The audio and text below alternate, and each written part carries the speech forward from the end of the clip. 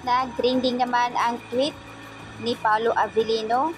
Sagot niya dito sa ViewX. Ito ang TikTok ko. Ang sarap sa pakiramdam na wala akong utang.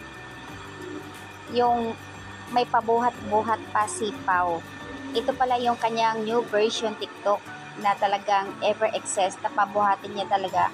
Buhat-buhatin niya si Kim. Anyways, andaya mo Pao. May pabuhat ka lang. Kay Chinita Princess, ano yung feeling na binuhat mo si Kim? Diba mas masarap sa pakiramdam yung anlibuhat with Kimi? Akala ko, sabi mo ang sarap sa pakiramdam yung mabuhat si Kimi, charot. Pero bakit utang? So, ito yung kabaliktaran guys, na sinasabi ni Pao, ang sarap sa pakiramdam. May tanong ang netizens, kamusta yung pagbuhat Pao? Magaan ba si Kimi, Secretary Kim? Sarap sa pakiramdam ano?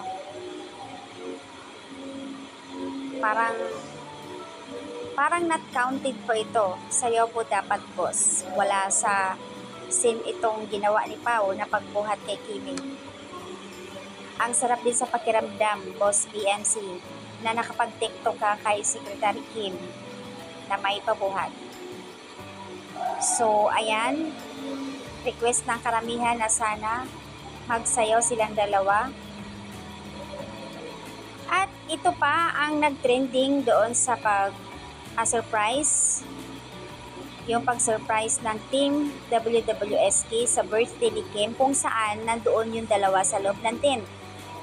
At nag-confirm nga na yung nasa loob ng tent na naka-white si Pao. So, sinurpresa si Kim, nag-usap pala yung dalawa sa loob ng tent.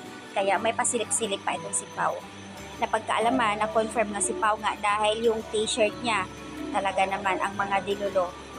Hindi talaga mawala sa kanila yun. Yung talagang hahanapin nila yung magkaparehas na t-shirt.